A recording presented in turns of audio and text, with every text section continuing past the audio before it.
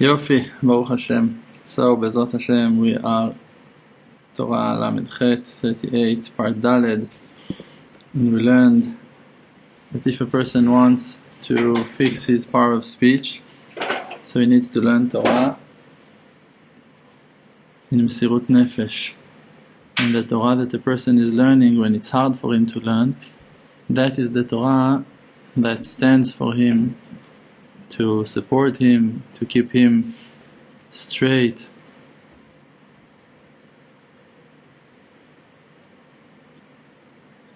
That's the merit of the Torah that stands for all of Am Yisrael for so many generations. If you remember, I explained to you once how that Rav Shalom explained the blessing, the first blessing in 18 Zohar Chasdei Avot, that Kadosh Baruch Hu, he remembers the kindness of our ancestors. So he said that all of the effort and all of the blood and all of the tears and all of the suffering and all of the Mesirut Nefesh, all of the powers that Am Yisrael gave themselves to Hashem Yitbarach, sacrificed themselves, all of that is standing and waiting for the Geulah, for the salvation to come. It's our merit. So you see that the merit is what the people sacrificed.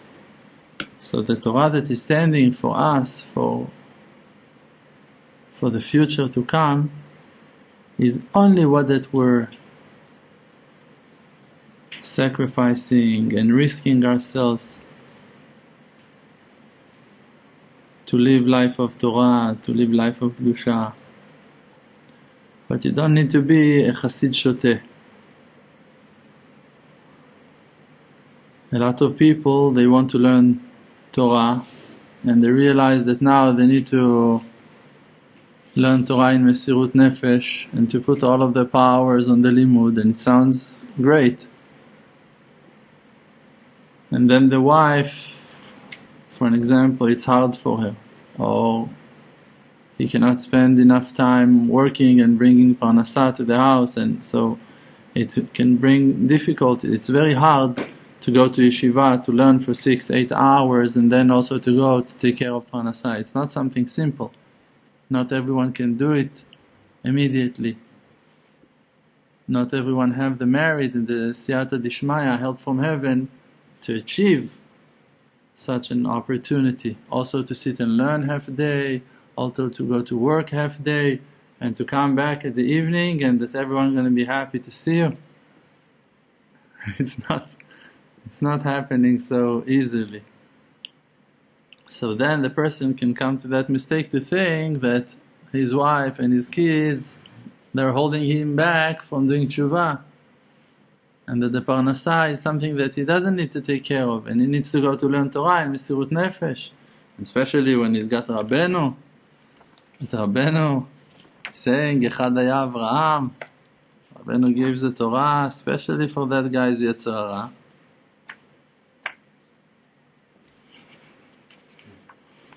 And tell him that you're not allowed to look not at your father and not on your mother or your father-in-law or your wife or your children or the rest of the obstacles, things that are holding you back, that are laughing at you and stopping you from serving Hashem Yitbarach. So now he needs to divorce because he wants to be an important avrech. So it's all wrong. So for that Rabbeinu gave us the 1 hour Hitbodedut. I remember that once there was something that happened in the yeshiva, and the Rav said that those avrechim that mistaked in that thing, it was because that they didn't have Sha'ah Hitbodedut. They don't have Hitbodedut. And I knew those people, and those people had Sha'ah Hitbodedut. Those are avrechim that were going to do Sha'ah Hitbodedut. And I thought about that thing a lot of times. How can it be that Rav said that they don't have Hitbodedut while they're going and doing Hitbodedut daily?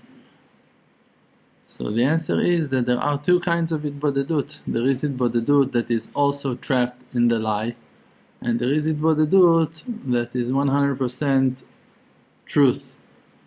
There is Hitbodedut that you come to ask for things from Hashem. You come like to the supermarket, you come for shopping, you believe that there is Hashem and that you can get some things from Him and He's able to change some stuff for you. So you go to take and you say, Hav Hav. This is the Zohar Kadosh that is saying that people that are coming to ask, it's like dogs that are barking, Hav Hav, give me, Hav. In Hebrew you say it means give. Give me. They come and bark on Hashem. Give me, I need, help me. So that's a prayer that a dog is coming down, like Rabbeinu is explaining in equated Moran, to take that tefillah. That's a tefillah that is not worthy. A dog is coming to take that tefillah. But the tefillah that is coming out of Yirat Shamayim, a lion is coming to take that tefillah. That's a sacrifice that go up to Hashem Yitbarach. When you came to ask from Hashem Yitbarach on your Yirat Shamayim. And like we explained a few times, that it's written, Hakol b'idei shamayim chutz mi'yirat shamayim. Everything is in the hands of heaven if to give you or not, except of yirat shamayim. That if you pray on yirat shamayim, they're obligated to give you.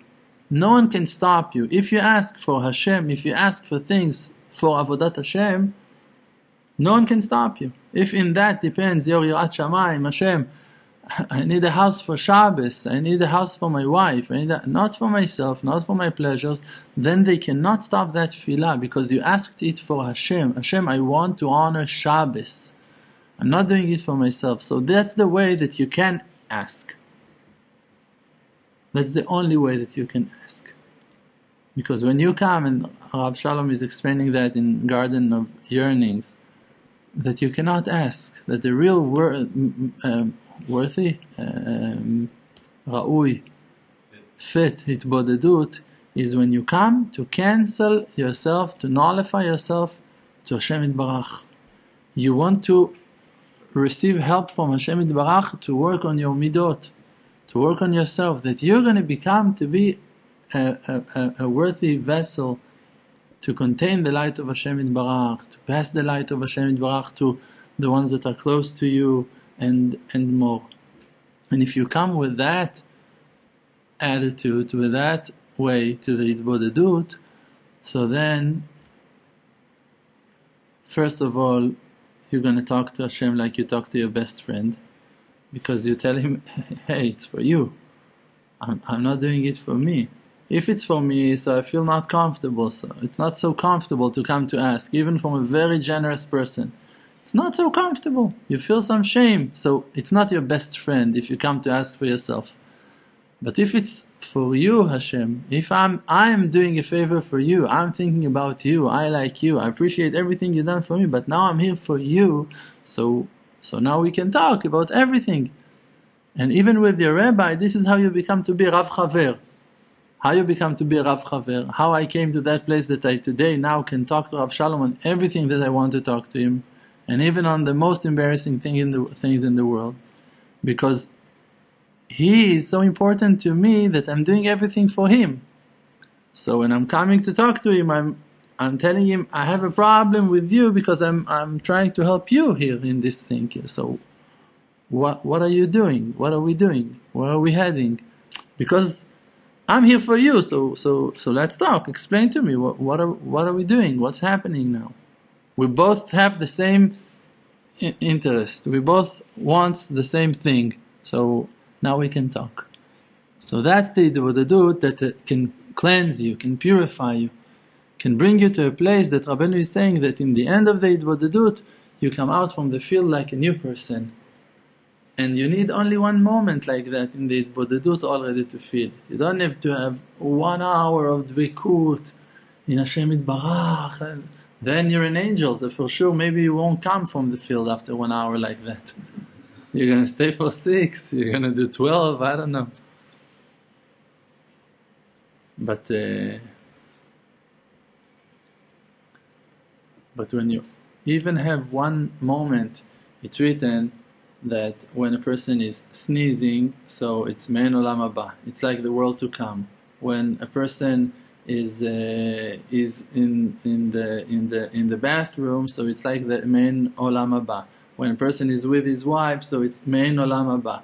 There are a few things that when a person is doing those things, so it's like to be in the world to come. What there is in those things that makes it to be like the world to come? There is no such huge pleasure in going to the bathroom. It's not such a pleasure like you're going to explain yourself. World to come, it's a place of pleasure. To sneeze, it's not such a pleasure, Okay, I'm taking those because maybe people have such a crazy lust for women, so for them it's really like the world to come. But it's not. For sure, you cannot compare it to the world to come. So what there is in those things that the Torah told us that it is like the world to come, an aspect of like to be in the world to come, that in those moments you disappear for a moment.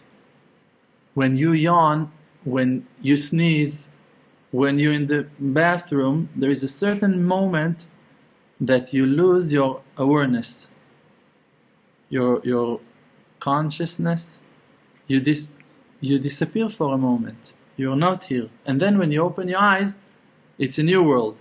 You disappear for a breath of a glimpse of a moment. You just, it's a new world for you. And this is the world to come. That you reborn every moment. Every second for you is a new second. Every time you see a new level. You understand, you're a new person. When you nullify yourself to Hashem Yitbarach in the field, it's exactly the same. Because if you came to that moment, even one moment that you lost yourself, that you were not thinking about how to achieve, how to find, how to see, how to understand, and just you were there only for Hashem. Like that Moshe is saying, Ma'u Aaron ki talinu alav. Go test Aaron. You're going to see that he's nothing when you're going to complain on him, when you're going to argue with him. You're going to see that he's nothing. Go try, argue with him. He will never going to answer. You want to fight? Go fight with him. He doesn't care. He will let you say whatever you want. He will justify you. He's going to say that you're right. He's nothing. He's not with you. He lives in the world to come. When you come to that moment, so you renew yourself totally. You're a new person. It's not the same. Nothing is the same anymore. So that kind of Hitbodedut, that's the Hitbodedut that when a person is coming to that Hitbodedut, he can achieve what that a person should achieve by the Avodat Hashem. Because by learning the Torah and even in Mesirut Nefesh, you cannot come to those huge understandings, and especially not in this generation, and especially not Baalei Tshuva like us, that 99.9% of the world, even maybe more, are all Baalei Tshuva, because that's reality, that even the Charedim, even the religious people, they're in the aspect of Baalei Tshuva, because they don't know nothing. Maybe they know Torah, maybe they remember some verses, or maybe some Gemarot even, but the connection, they need to come back to Hashem. Bottom line, Hashem, they don't live life of faith, purity, and being glued to Hashem. So you see that by the Torah alone, a person cannot achieve all of it. So that's why, like we said, Rabbeinu gave us the Hitbodedut. Because when a person is in some situations in his life, and he tried to learn Torah, like that example that we gave, he wants to learn in Mesirut Nefesh, he wants to go to the Kollel, he wants to sit and learn Torah, and his wife now, she's holding him back. So from one side, he understands that there is a big importance on Shalom Bayit, and from the other side, he sees Torah Meforeshet, it's written here, black on white, that Rabbeinu is saying that you don't need to pay attention to your wife and to your parents and to your children that are holding you back from and Rabbi Nachman himself, a live example, Rabbi Nachman himself is writing that his wife, she told him, don't go, and he was going against the will. So what you're going to do? So for that you need to have Hitbodedut. And we said also Hitbodedut, you need to have a right Hitbodedut. Hitbodedut that you ask Hashem what Hashem wants. Hashem, help me to understand your will. What should I do in my avodat Hashem? Not what am I asking, not what I want, not what I feel that I need. And I'm going to go, I'm going to demand, I'm going to ask, I'm going to fight. I'm going to achieve it. It's reminding Korach. It's reminding Korach that he's going and forcing Hashem with long hours of Hitbodeduyot. Reveal the lie of Moshe, reveal the lie of Moshe. And he's talking to Hashem. Show all of Am Yisrael that Moshe is a liar, that Moshe is a liar. He was mitboded. He was mitboded. On his way to hell, he was mitboded. A lot of people can be mitbodedim on the way to hell. But we want to find heaven, we want to find Hashem. So the Hitbodedut needs to come from a place like that, that you ask, what can I do for you, Hashem? What's going to make you happy? When I asked myself a few years ago, something like 10 years ago, what should I do, Hashem? It was very hard for me to go to seek for Parnassah, because my wife, she didn't feel good at all, and I also wanted to go to bring Parnassah. It was important, you need to pay rent, and you need to buy things from the supermarket, diapers and stuff, and you also need to be with your wife if she's not managing with the children, if she needs help. And okay, you're not so useful, but you can do some things, you can help burning the eggs and I don't know what. You can do some stuff. So I said to Hashem in the Hitbodedut, look, you put two huge things in front of my eyes and I need to take care of both. This is how it looks, but I'm not able to. It's on the same hours. Or that I'm going to work, or that I'm staying home and helping my wife and children. So I'm going to choose one. That's what I said to Hashem. I'm going to choose the one that I feel that is more important to you for now. And you're going to help me with the other. I forgot to ask help for the first. I thought that I can manage in the house. So I stayed home, and Hashem really helped me a lot with Parnassah, and until today it's all one big huge miracle with me and with everyone. Just I can see the miracles, so I'm aware to the miracles, but no one finds Parnassah without miracles. Hashem is giving the Parnassah. So or that you see it, or that you deny the fact that it's a miracle, but it's not that I had special miracles. Everyone that got a paycheck, so it's a miracle, because you don't have no guarantee that you're going to have it. A lot of people took a lot of things from other people and went. It's all in the hands of Hashem. So you see, when you sacrifice and when you put your powers on that you want to clean yourself and to purify yourself and to bring yourself to the place that Hashem going to be happy from you, that Hashem going to be satisfied from your behavior, and that Hashem going to like your way of serving Him. When you do that, so you need to believe that for sure Hashem Yitbarach going to be there for you. That's real bitachon, confidence. We were talking, me and Rav Ishai, about that yesterday. The real confidence is when you check yourself that you're doing the most that you can, to know for sure that Hashem going to be there for you. And then you can take more jeopardies, you can risk yourself even more, because you see that Hashem is with you. And Hashem Yitbarach, we're saying Sur Merav V'aseh Tov. You need to move away from the bad things and also to do good. But it's not only in the mitzvot, it's also in avodat hamidot. Also when you work on your midot, on your behavior, you also need to move away from the bad, not to be angry, not to be sad and depressed, not to be jealous. But also you need to do good. It means you need to work on your sensitivity, on your kindness, on your love. And if you're not doing that, so there are also judgments on that. It means Hashem Yitbarach is demanding from you to trust Him. If you're not going to believe in Hashem Yitbarach, Hashem is angry. Hashem is saying to Moshe and Aaron, Al asher lo ha'emantem bi, that you weren't believing in me, that you don't have faith. Hashem is angry on that. You whine to Hashem, you cry, oh, I don't have. You make Hashem angry. You wake up the angers, chas v'shalom. You wake up the midah of judgments. because you don't have faith. So when you progress and progress more and more, so Hashem Yitbarach, He also wants you to count on Him more and more. And it's true, the darkness is also getting thicker and darker. But Hashem Yitbarach is testing you, if you're going to trust me. And you can do it, and you're able. And when you check it once, and twice, and third, you realize you're able to do big things. And even though that they're playing with you from heaven, and they're testing you more and more and more, the experience teaches you that you can make it. And it's true. In the beginning, you were walking on what? Thin ice. No. In the beginning, you were walking, not on a kvish salul, not on a highway. You went on a certain path, on a bare ground. After it, they ask you to go on mud. After it, you need to go on thin ice. After it, you need to walk on water. After it, you need to walk on air. After it, you need to fly. But the truth is that David HaMelech was flying. We have midrashim shlemim that are talking about David HaMelech flying. David HaMelech in the wars against the brothers of Goliath and stuff like that. He's in the air. He's waiting for salvation in the air. Righteous people done some big things in their lives. And why? Why? Rav Berland for sure is flying.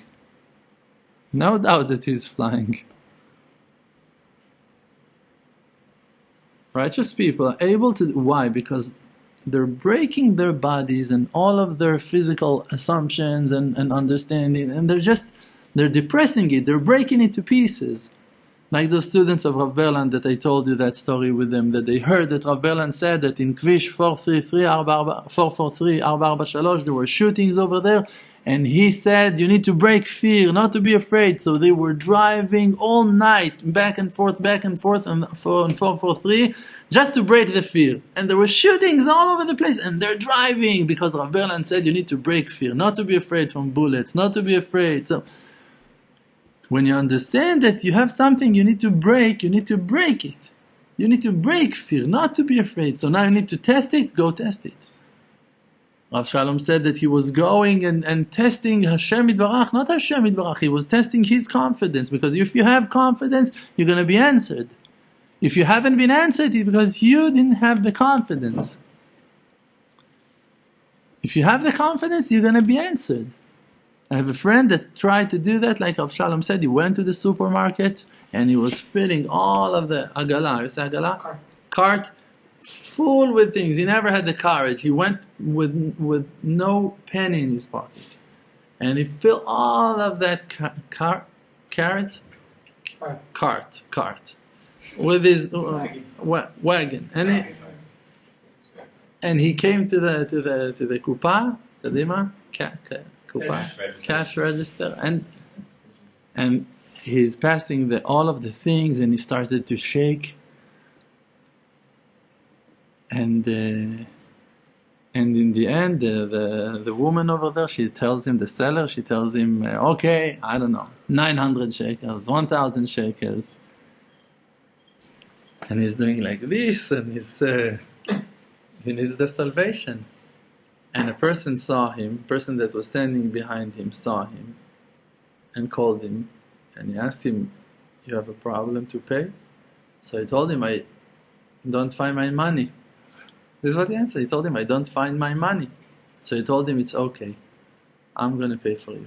And he said, and that person told the woman, keep on with my cart, yes, and I'm going to pay for both. And he paid for both. You cannot see a miracle like that every day, right? In the supermarket, look, everyone are generous, but not so much, Not so much. That's a miracle. Why he had that? Because he didn't have money. You can find yourself stuck in the supermarket without money, and you're going to bring back all of the products back to the shelves, or you're going to be angry and leave it there and going to go whatever. No, I'm going to pay for you. Why? Because you don't have the confidence. Rabbeinu said that he was testing Hashem Yitbarach on those things 3 times. On 3 things he was testing Hashem Yitbarach, because Kadosh Baruch Hu is saying, "B'chanu nina bazo, test me on that. אם לא אפתח לכם את ארובות השמיים והריקותי לכם ברכה עד בלי די." Test me on money, you're allowed to test Hashem.